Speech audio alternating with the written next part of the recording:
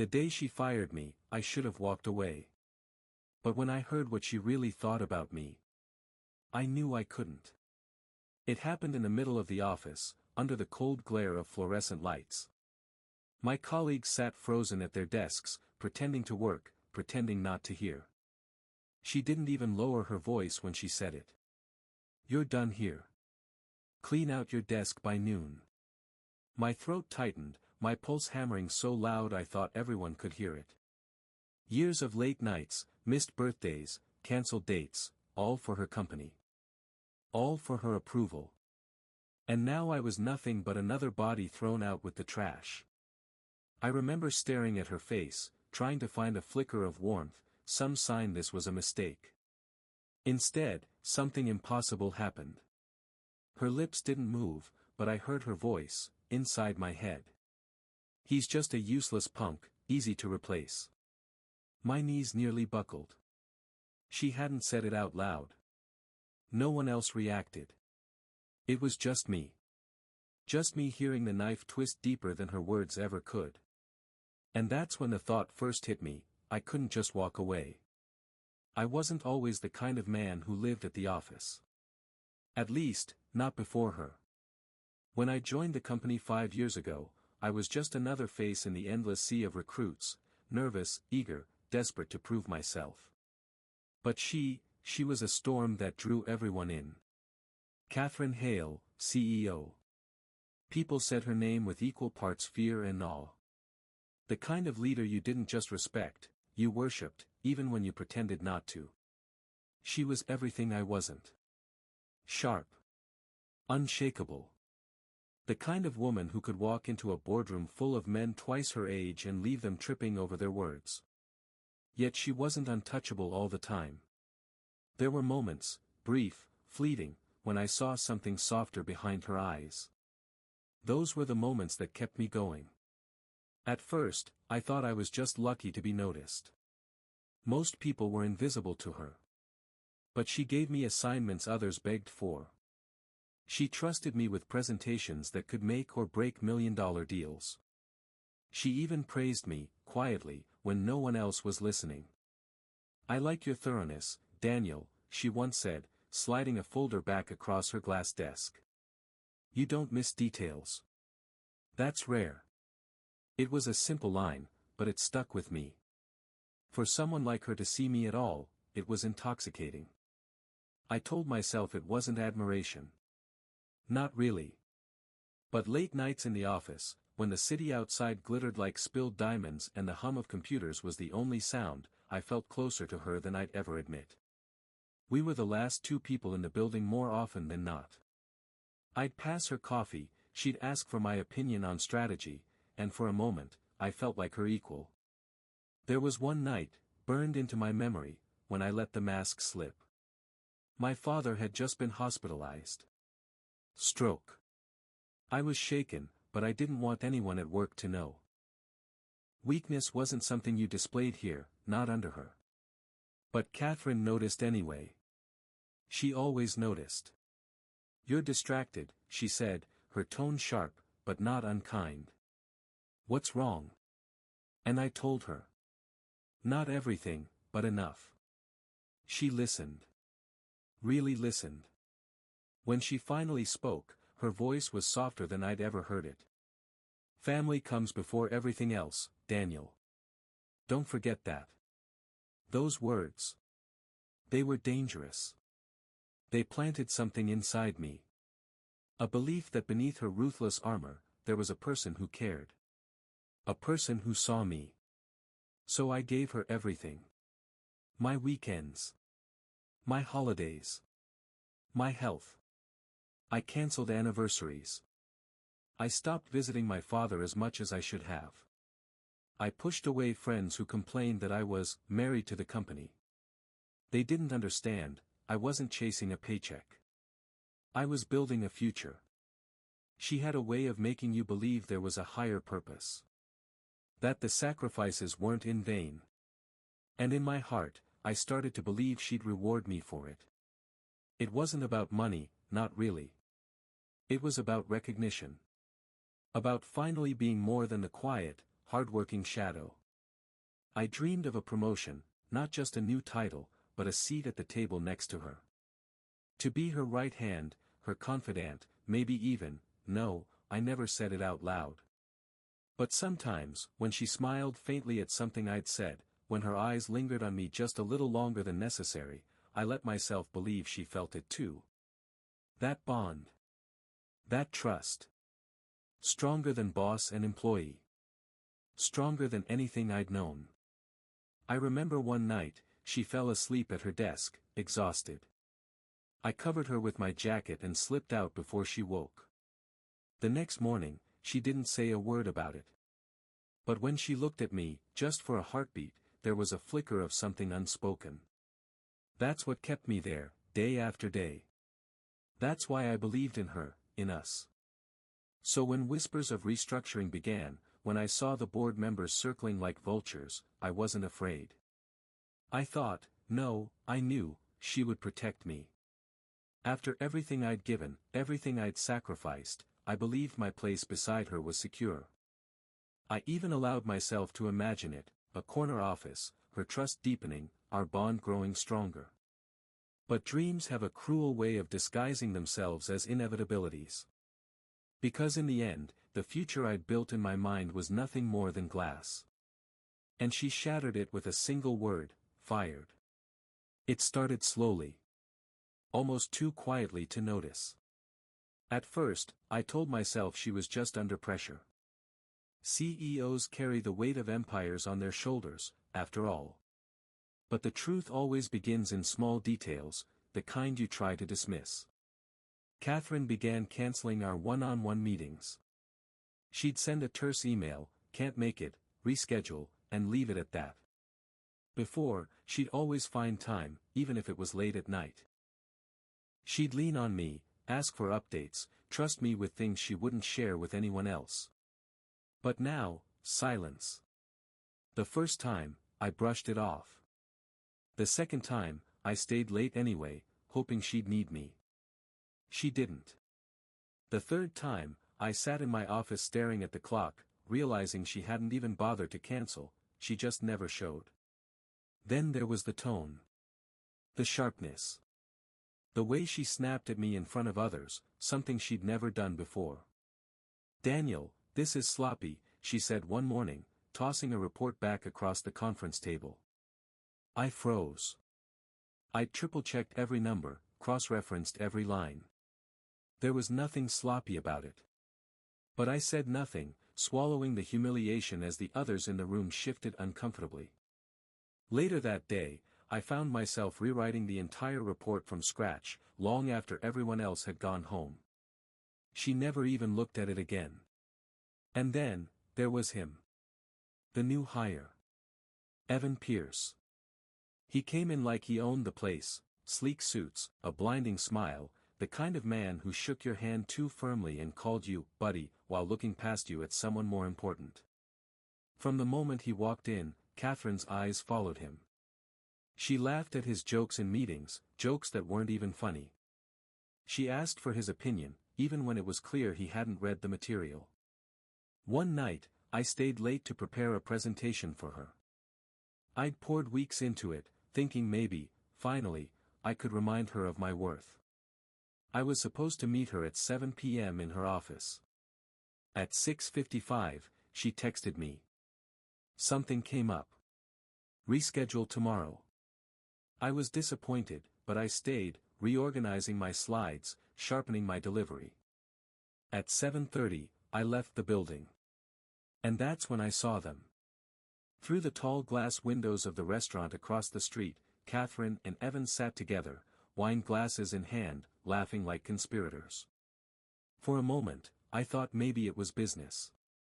Maybe he was just another deal, another pawn in her endless game of corporate chess. But when she leaned closer, her hand brushing his arm, something in my chest cracked. She had told me she didn't have time. She had lied. The next day, she acted as if nothing had happened. She postponed my presentation again, this time indefinitely. Not a priority right now, she said without looking up from her screen. Not a priority. I wanted to scream. Instead, I nodded, my voice hoarse. Of course. It wasn't just me noticing the shift. Whispers began spreading around the office, about restructuring, about new leadership. People said Catherine was grooming Evan for something big. I told myself it was speculation, office gossip.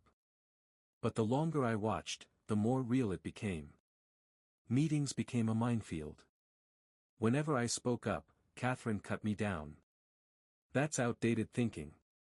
Not relevant. Let's hear from Evan instead. Each dismissal was a knife in the ribs, delivered with that same calm tone. As if she were doing me a favor by sparing me further embarrassment. Evan would lean back in his chair, smirk tugging at his lips, as though he had already replaced me and was savoring the moment. I tried harder. God, I tried harder than I should have. I started working even later, polishing reports, staying ahead of deadlines, anticipating her needs before she voiced them. I cancelled a weekend trip with my mother, her birthday, no less, because I thought Catherine might call me in. She didn't. She was out of town. With him. Every sacrifice I made felt heavier, more desperate, as though I was feeding a fire that refused to warm me anymore. But I couldn't let go. I told myself she was just testing me, pushing me to prove I was still worthy of her trust. I thought, if I could just endure this storm, she would see me again. She would remember who had been there through every late night, every crisis.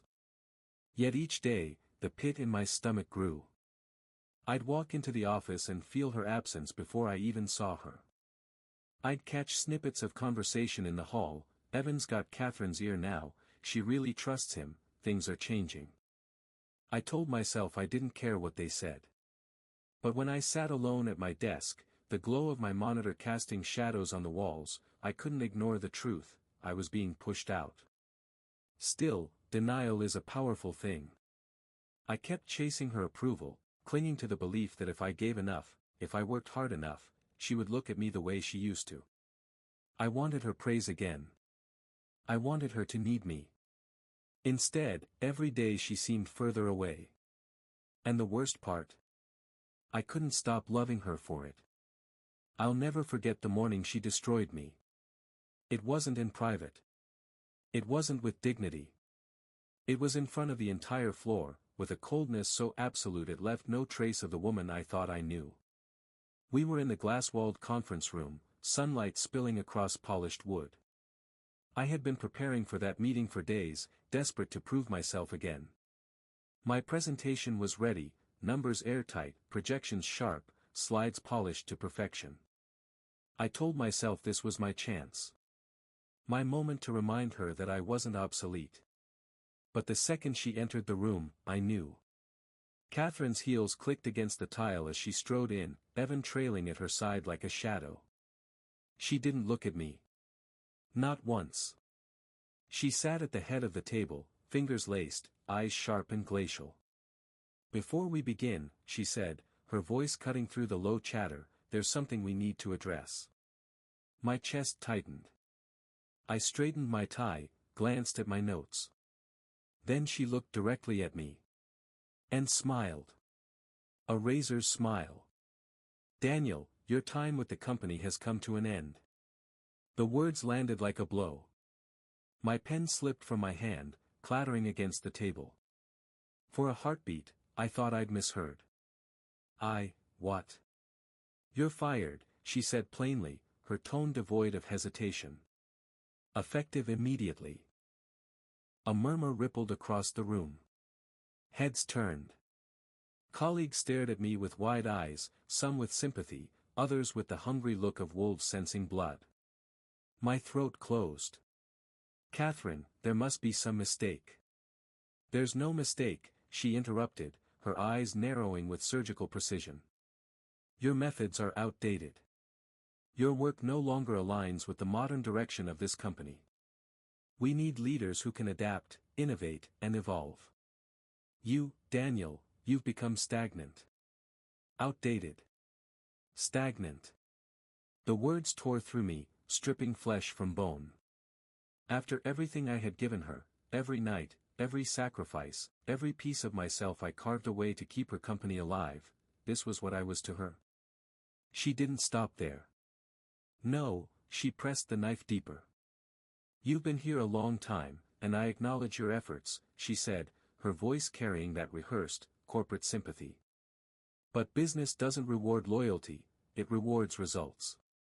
And frankly, Daniel, you no longer deliver." Gasps. Whispers. I felt heat burning my face as all eyes pinned me down. Some pitied me. Others smirked, relieved it wasn't their turn on the chopping block. Evan, of course, leaned back in his chair, smirking as though he'd just won something. My heart pounded. I wanted to fight back, to scream that this wasn't fair, that I'd bled for her, given her everything. But my voice wouldn't come. My body felt hollow, trembling, paralyzed. Catherine stood. Smooth. Effortless. She gathered her papers, glanced at me one last time.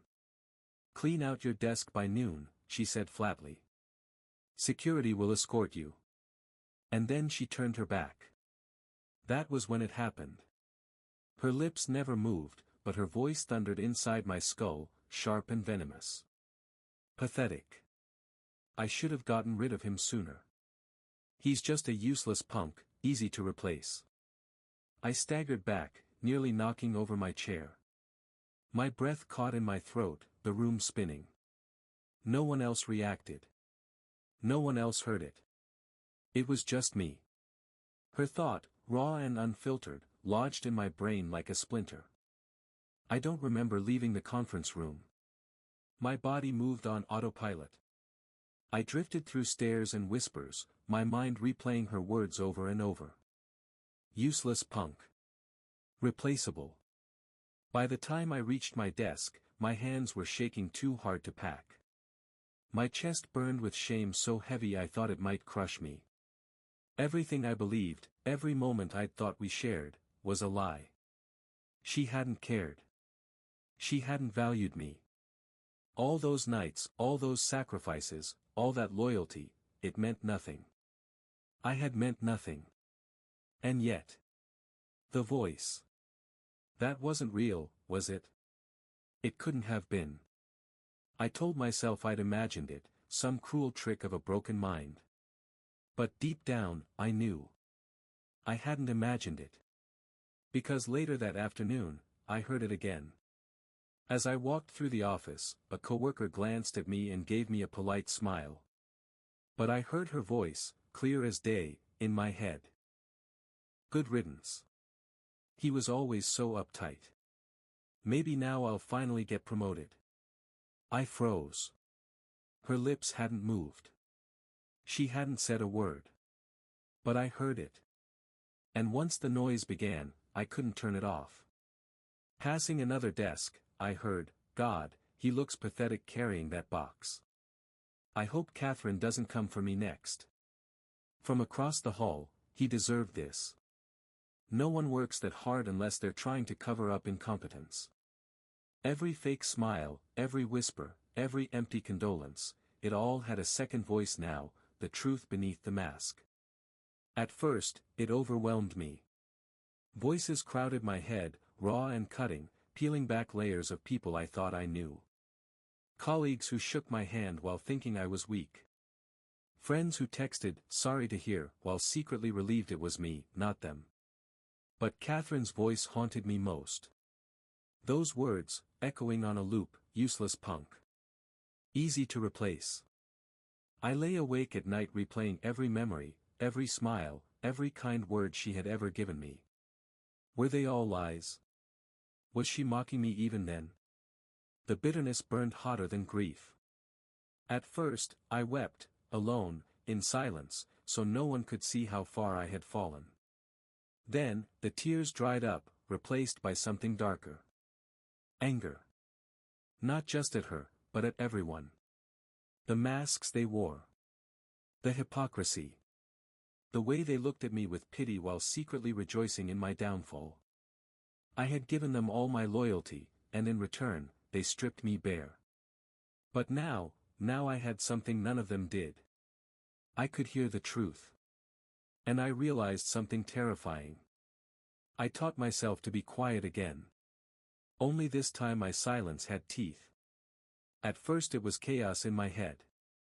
100 voices, a dozen lies, 1,000 private thoughts blasting through me like bad radio. I couldn't sleep. I couldn't eat. I tried to avoid people, but the world was full of them, and every simple interaction was now a minefield of truth. A cashier's bored annoyance. A stranger's private joy. The receptionist's small, practiced pity. I heard them all. I was drowning in their unspoken words. So I learned to breathe through it. I found patterns. The mind noise peaked when emotions ran high. Fear amplified whispers. Pride turned into a bright, clean shout. Anger sounded like a drumbeat. Pleasure hummed low and dangerous. If I concentrated on the rhythm, I could separate one voice from another. Focus narrowed the static. Breath steadied the flood. It took weeks of practice. I stood in coffee lines. I listened to people talking and forced my mind away from their mouths to the space behind their eyes. At first I heard nonsense, memories, grocery lists, stray adjectives. Then the real stuff slipped through, hopes, cheap little humiliations, the calculus of people's intentions. When I closed my eyes and concentrated on a single person, their private language corrugated into coherence. The world got quieter. Their hidden harms got louder. I learned to time it. Board meetings were a goldmine because fear is contagious in those rooms. The annual review season made everyone's thoughts sharp-edged and greedy. Late Fridays, when everyone was already checked out, gave away secrets in lazy confessions. Emotions were the tuning fork. I learned to wait for the right pitch. The first thing I used it for was survival. I needed a job. Not just any job. I needed leverage. So I started small. I overheard petty things, who wanted what seat, who feared layoffs. I positioned myself where their needs touched my knowledge. I returned favors that no one had asked for. I learned who missed deadlines because of personal vices and who covered them. I learned which managers were terrified of losing their houses. I listened. I cataloged. It felt like cheating at first. Like reading a book someone else had written in invisible ink. Then it felt like arming myself. Catherine had enemies. Everyone did. But she also had sins I hadn't imagined. I found the first crack in a CFO's whisper. We move funds through Lark Holdings. It's clean. Lark Holdings. I closed my eyes and tasted the name. A company nobody had heard of. No office listed. A mailbox in a building 3 blocks from our headquarters. I wrote it down on the back of a receipt and swallowed my pulse. Evan was easy to figure out because he thought in performance. He broadcast his ambitions like a neon sign. I'll be managing partner within a year, he thought in a steady pulse. Catherine owes me. He also thought about outfits and how to angle his face in photos. The personal was shallow, but behind the smooth surface his thoughts carried a financial undertone. He collected favors. He collected secrets. He paid back with loyalty so the price could be larger later. Catherine, though, her mind was a clean room. For a while I couldn't get much more than static, efficiency metrics, quarterly phrases, the exact way she compartmentalized sympathy. She was careful. She needed to be. Powerful people train themselves to think in public and private streams. But money leaves tracks in thinking the way footprints show up on mud.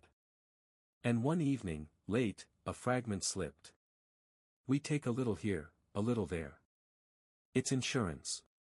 Her thoughts landed like ice. Insurance. The thought repeated, framing a series of names: Lark Holdings, an offshore account, a consultant who never showed up to meetings. My chest tightened. I felt a map unfold in my head, numbers moved in a layer beneath the spreadsheets, invisible to accountants who didn't want to look, invisible to auditors who were paid to look the other way. I began to stitch the map together. It was crooked and sloppy in places, deliberate obfuscation to confuse future cursory reviews. Payments disguised as vendor fees. Travel expenses that were more lavish than the trips recorded. Consulting contracts issued to shell consultants who billed in 3-line entries, nothing more. And everywhere, that little whisper of approval in Catherine's head, insurance. Not just greed, then. Protection. A stash. A buffer against something worse. What for? For deals gone wrong. For reputations that needed buying back. For enemies. For control. The more I listened, the more I learned who to trust. Board member Alvarez thought, if this leaks, I lose everything, my son's school, my house. He was ripe for pressure. HR Director Sims walked around thinking, I can help you stay. I'll turn a blind eye if you help me. I want a better title. People I thought I knew were short-term contractors on deals I'd never been briefed on. It was a theater of duplicity, and the backstage was piled high with bones. I started making small moves. Not revenge. Not yet. Practical things. A whisper here. A suggestion there. I leaked, carefully, tiny proofs of minor infractions to a junior investigative reporter I'd met at the coffee shop. I'd heard her thinking about corruption in local startups and how she needed a big scoop to make her name. She was hungry. I fed her breadcrumbs. She wrote vague op-eds that made the board fidget. Catherine tightened her public lines. The company stock hiccuped in a 2-day panic. The insiders called emergency meetings. The board asked questions. I watched from the sidelines, listening to their panic like a chorus. Every action taught me a limit. Every success taught me a new restraint. I could move the pieces. But I couldn't be reckless. Catherine had knives. She had legal teams. She had people who disappeared careers like storms erased sandcastles. She had once floated a rumor about a rival that ruined him so thoroughly that he moved to Calgary and changed his name. She would do worse if she smelled me.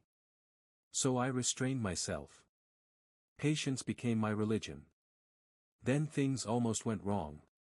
I tried to expose Evan by planting an email. I knew, because I could hear, that he loved the notion of being brilliant in public. I fabricated a false invoice trail between Evan and a purported vendor. I sent it anonymously to the in-house counsel with a forged signature and enough authenticity to make a desk clerk glance twice. I watched, heartbeat loud in my ears, as the counsel opened the file, the screen lighting his face. For a moment I thought I'd won. I imagined Evan sweating. I saw Catherine's guarded face crack. But they were not amateurs. The in-house counsel forwarded it to legal review and then to a secondary vendor check. The vendor pulled back a tight, professional denial. The chain of custody traced the message to a virtual private server, a detail I'd overlooked. The legal team traced the origin to a coffee shop IP address 2 blocks from my apartment. My stomach dropped when I realized the mistake. They would not simply shrug. A trace could lead to a security probe. And if the probe was thorough, if they wanted to link the leak back to someone with motive, who had been fired spectacularly. My name was already on 100 board members' lips as the disgruntled ex.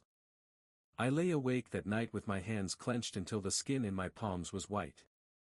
I couldn't afford a direct trail. Not now. The near miss taught me to be less visible. To orchestrate indirect pressure. To turn their secrets on themselves without leaving fingerprints that screamed my involvement. The fear of discovery became a sharper tool than my anger. I learned how to make the board believe it was their own fears speaking. People project, they shape the evidence they see.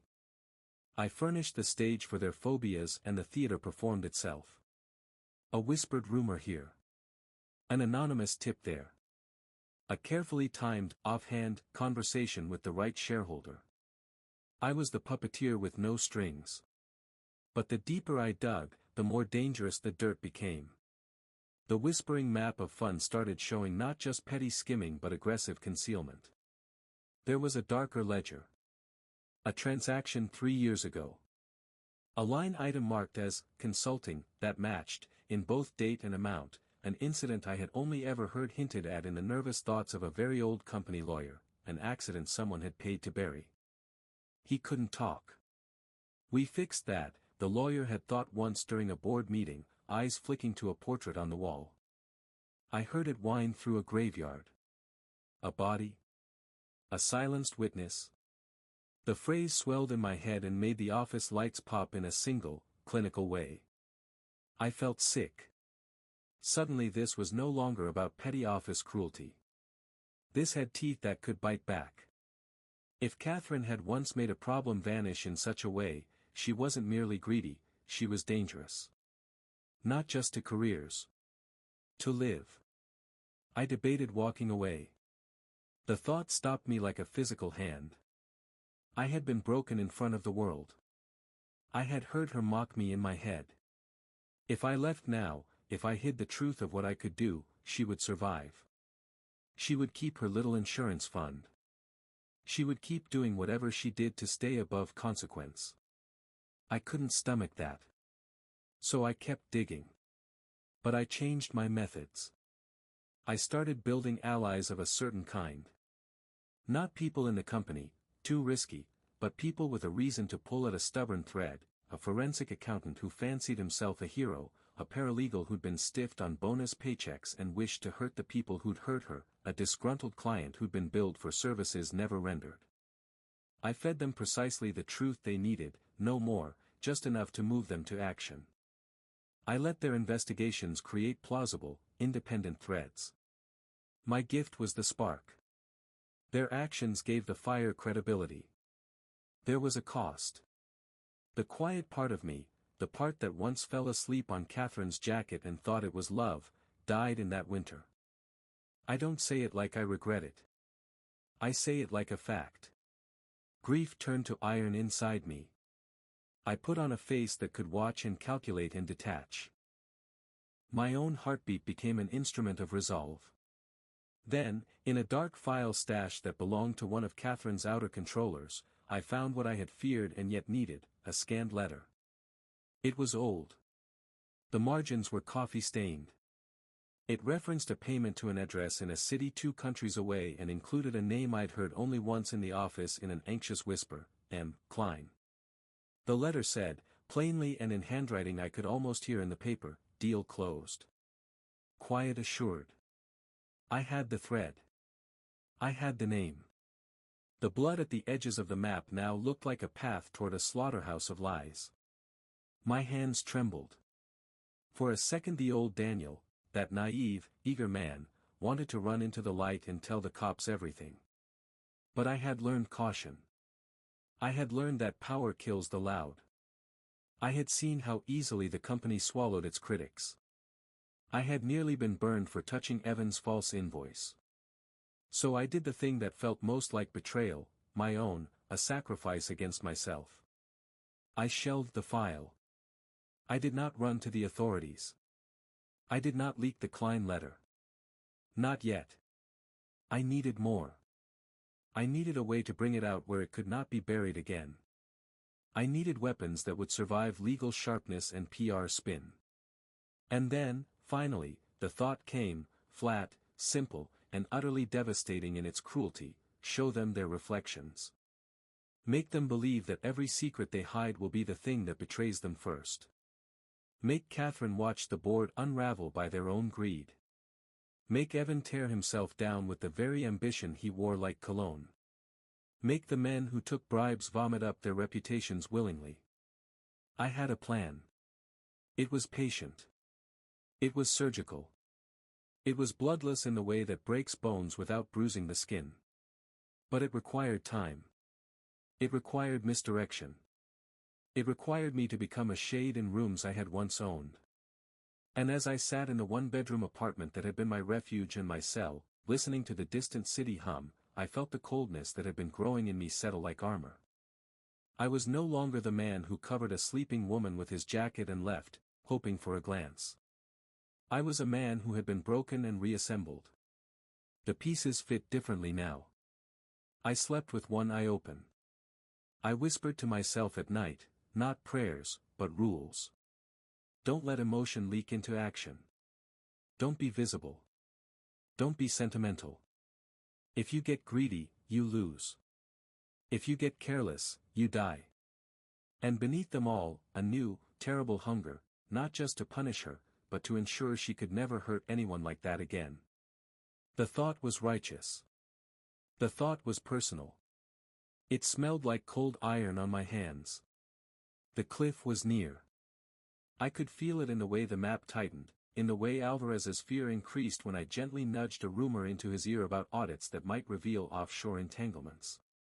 I had to be careful. I had to be smarter than the woman who had let me be her fool. Because whatever I found next, whatever the Klein file led to, would decide everything. And I had already decided, I would not be the footnote in her story. I will write the last chapter. I moved like water, quiet, patient, impossible to grip. Everything I'd learned about hearing people became a weapon in my hands. The trick was timing. The trick was patience. The trick was turning the worst thing she ever said about me, useless punk, into the truth that destroyed her. It began with small collapses. A single investor, nudged by a carefully placed rumor, called an emergency meeting. A board member, fed the exact fear I'd heard in his own private thoughts, if this leaks I will lose my house, called his fixer and demanded answers he couldn't get. I never directly accused anyone. I let them accuse each other. I whispered into the right ear, one syllable at a time, audit, offshore, consultant. I put the word lark into someone's coffee room complaint and then let the company's own human instincts do the rest. They scabbed at each other like wolves. I used people's own words against them. Board member Alvarez had the kind of panic that tasted like old money. I'd heard it a dozen times, I can't lose this. Not my kid's school. Not now. I let him overhear, anonymously, a rumor that the auditors were asking questions about a vendor that matched his pattern. He called a meeting, panicked, and his mind gave me everything. Anger. Blame. Accusation. He began pointing fingers at committee members who'd been quiet for years. The web tightened. Evan was easier. He thought in performance and adoration, adored by Catherine, that is. I fed him praise in whispers. I made sure Catherine saw him glow with approval. I planted the idea, through a casual intern's offhand comment, that Evan might be the missing link in a new venture. He bit. He played the part one invented for him. He began to move money around like a showman, eager for applause. I was watching him dance on the exact floorboards I'd built. But it was never about petty revenge. It was surgical.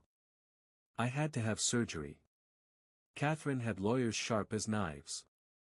She had a PR team that could paper over a scandal with the right spin. She had allies who would defend her to the death. So I didn't shove evidence into the street in hope. I pushed the board into their own fallibility. I started with paper. Small things, contracts with ambiguous deliverables, invoices for consultants who existed only as lines on a spreadsheet, travel reimbursements with hotel names that, when checked, belonged to boutique firms that disappeared under due diligence. I assembled a slow-burning dossier and then fed it to people who already harbored fear. The forensic accountant I'd nudged months earlier found a pattern and took it to a compliance lawyer, who took it to the chair of the audit committee. Their alarms were private at first. Then they were public. I engineered a leak that looked accidental. An anonymous package to a respected financial journalist, not with accusations, but with documents that asked questions, enough to make him call, curious. The journalist called. He called with the exact cadence of someone smelling a story. I let him chase the breadcrumbs. He dug. He found more. The press smelled blood. The stock stuttered. Shareholders called. The board convened. In those rooms, I could hear fear like a chorus, what if she's been cooking the books? What if Evan is fronting personal accounts? If this goes public, we're finished. That's when I pulled the lever that would make the implosion cinematic. I had learned their rhythms. I knew the day Catherine would present annual projections to investors, the day she planned to show the market she had weathered the storm I was stoking. She would be on stage, all polish and practiced warmth, with Evan at her side and the board behind her like a cross-section of loyalty. They expected triumph. They expected applause. I expected panic. 3 days before that presentation, I started feeding the right people phrases I knew would activate their worst fears. I circulated a fake but plausible memo about an internal audit that would report in the week of the presentation. I made sure Alvarez intercepted an email that seemed to implicate an off-the-books payment. I nudged a disgruntled vendor into speaking with the journalist under the promise of anonymity. I made sure Evan found an invoice that seemed to tie him to a shell company named Lark Holdings. Then I waited. On the morning of the presentation, the newsroom was already warm. The journalist I'd fed before had a piece in draft that read like an obituary of trust. He'd held it back until he could confirm. I'd given him the confirmation and the names he needed. Catherine walked into the auditorium with her usual slow, precise smile. Investors leaned forward. Cameras blinked like curious insects. She spoke about resilience, about growth. She pivoted into projected metrics.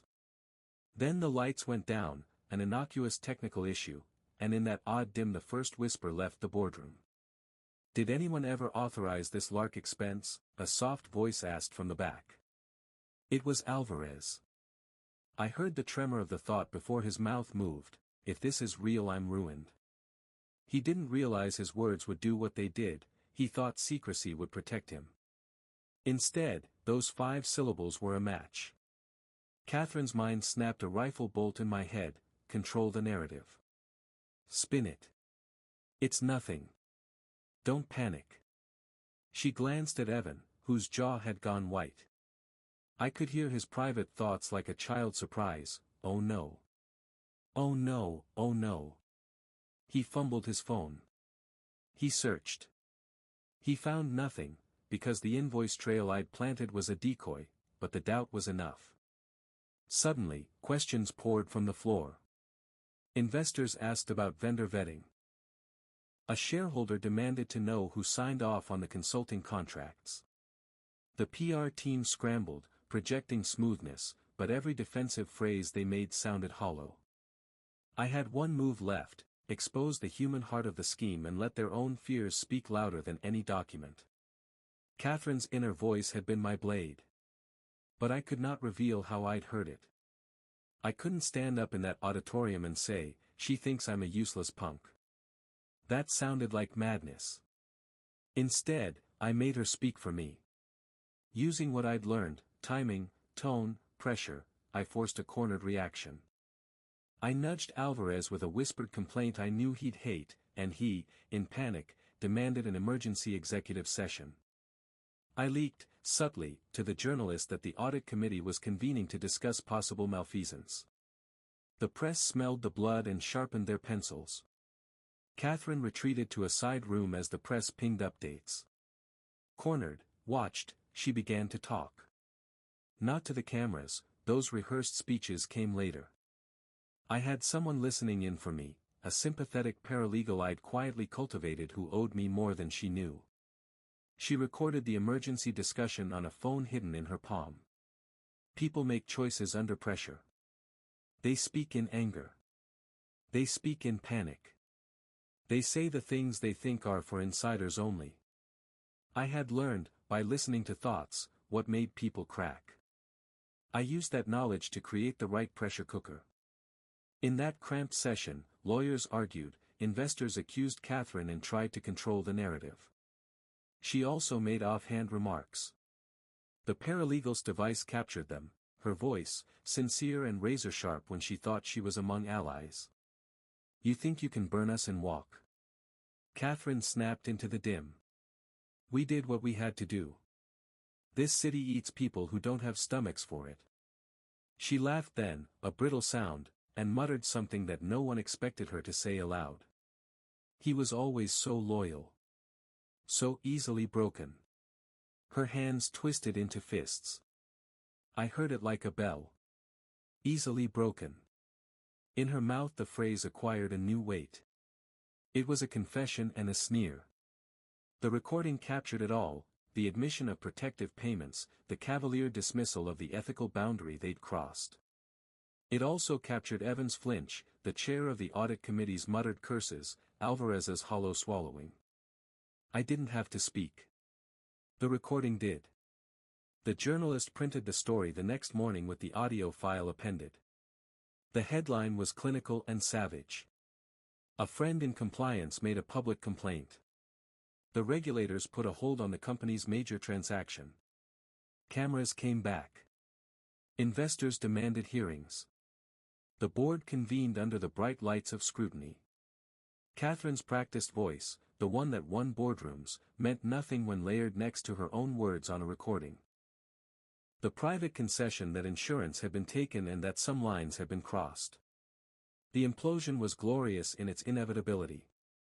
One by one, her allies stepped aside. Some defended her at first, until their own thoughts, if this is true they'll come for me, overrode loyalty. Evan, who had believed he could ride her coattails forever, watched his reputation burn as his name surfaced in invoices and emails the accountant had now traced beyond reasonable doubt. He called her from a taxi and begged, and I heard his pleading spin in my head like a broken thing. I didn't know. I didn't know. He had known. Nobody was innocent. They stripped her of committees. They froze accounts. They called for external audits. The board chair looked at her as one looked at a suddenly untrustworthy painting, affection gone, replaced with calculation. I heard their private thoughts through a speakerphone in a conference room: damage control, minimize, sever ties, and I felt it like heat against my skin.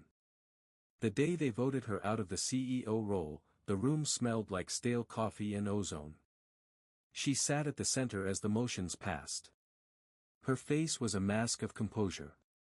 But her voice, when she thought it safe, screeched in my head like a trapped animal. How did he know? The question was raw. I was afraid. When they finally escorted her from the building, it was not with dignity. Cameras snapped, investors murmured, staff averted their eyes. She left like a queen in exile.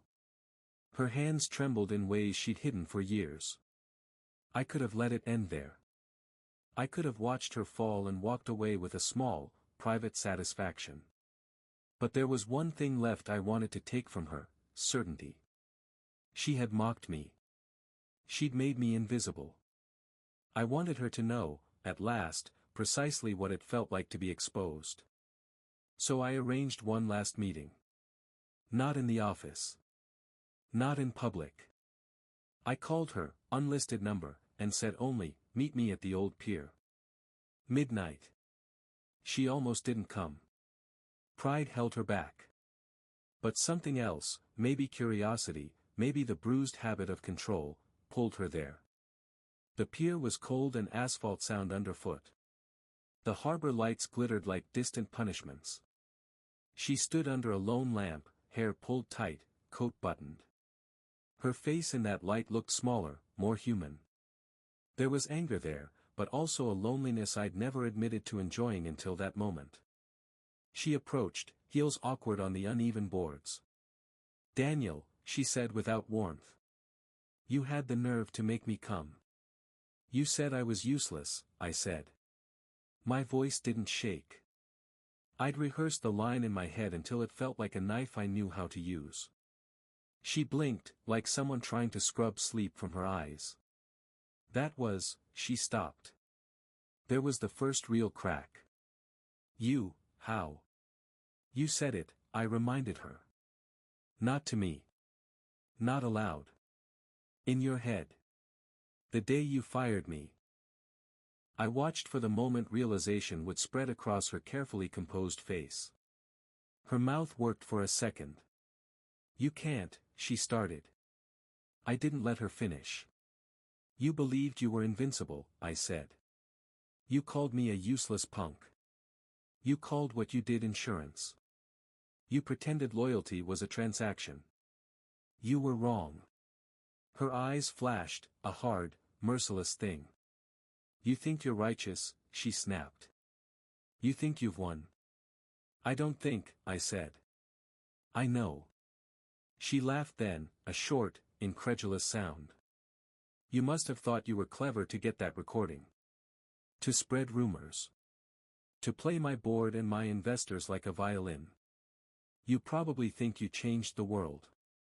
I changed the part that mattered, I said. I listened. Her face folded into something like grief. For a moment, she looked like a woman who'd been told her child had died. She blinked fast, then looked away, at the water. If you'd come to me, she whispered. If you'd told me what you heard. You mean before you fired me? I asked. Before you called me useless? Her hand came up like a reflex to touch the place where I'd once covered her shoulders with my jacket. She didn't take it back. Her voice was small. I would have fixed it. You fixed yourself, I said. You built an escape hatch. She stared at me, and for the first time I saw fear, pure and naked. How did you, she breathed. How did you hear me? You don't get to keep the only truth, I said softly. Not anymore. Her eyes filled, suddenly and without drama, with a single, raw question that had nothing to do with boardrooms or money. It had to do with what she'd really lost. Did it hurt you? What did I did? Did it hurt? I thought of the jackets I'd slept in, the nights I'd stayed, the small favors given and the loyalty crushed. I thought of the private voice I'd carried in my head for months. For a heartbeat, the old man in me, the man still capable of tenderness, wanted to answer the way I might have years ago. But I said what the new man had to say. Yes, I said. It broke something. She dropped her head. The lights blinked in the water and in her face like verdicts. For a moment she seemed smaller than I'd ever seen. Then why? She asked, voice so small it could have been a child's. Why destroy me? I had no grand speech. No moralizing. No triumphant sermon. I had a fact and the memory of a knife in my ribs. Because you made me disposable, I said. Because you taught me what silence means. Because someone should know what it feels like to be thrown away. She swallowed. For a long minute she said nothing. Then, finally, she looked up at me with a raw, unadorned fear that was not arrogance, not defiance, but the simple, human terror of a person who had just understood the price of their own choices. You heard me, she whispered. All along, you heard me think that. Your thoughts weren't the only thing I heard, I said. I heard everyone. I heard the board. I heard the lawyers. I heard the men and women you used as props. I heard their fear. I heard them turn. She let out a sound that was almost pitiful. Well, she said, and for the first time I heard the old cadence of the woman who once said, family comes first. Then perhaps this is punishment. Maybe, I said. Maybe it's just a consequence. She folded into herself, like a machine running out of power. Do what you must, she said finally, a small, ridiculous command for a man who had already undone her life. Take everything. Finish it. I could have. I could have told the police everything I knew about the darker ledger, the payments, the ways they'd handled a past problem until it looked like nothing. I could have walked away with her blood on my hands and called it justice. But I'd learned restraint. I'd learned to be surgical. I had already emptied her of most of her power. The rest would fall with time, audits, lawsuits, civil suits, reputations that rot. I turned away first. The night air was sharp. I felt nothing like victory. The thing in my chest had settled into a new shape, hollow, hard, clean. As I walked into the dark, I heard her last thought, thin as a thread, he wins then. He finally wins. I suppose, if you want a final note, that's what it felt like. Not triumph so much as an end. Not joy so much as settling accounts. And somewhere inside me, under the armor and the maps and the quiet victories, a smaller voice, old and dangerous, whispered the last truth. I had hurt her. I had made her listen. She had called me a useless punk. I had taken that name and made it a verdict she could not escape. The end didn't happen with fire. It didn't happen with rage. It happened in silence. I stood at the edge of the lobby as they walked her out. Security on either side, flashbulbs snapping through the glass doors, the faint murmur of reporters pressing for statements she couldn't give. Catherine kept her chin high, but her eyes told the story. Wide. Hollow. The look of a predator who suddenly realized the cage had been closing the whole time. No one rushed to her side. No one whispered loyalty or begged for mercy. The same board members who once fawned over her avoided her gaze, their thoughts crackling through me like static. She's finished. She's dangerous. She's gone. She glanced at me once. Just once. Her mouth didn't move, but I caught it, the faintest tremor in her mind, a whisper not of contempt this time, but of defeat. You win. I didn't smile. I didn't gloat. I just let the weight of it settle inside me like iron. Then I turned, walking out the opposite doors, into the clean bite of the night air. She had called me a useless punk. But in the end, it was her silence that screamed the loudest.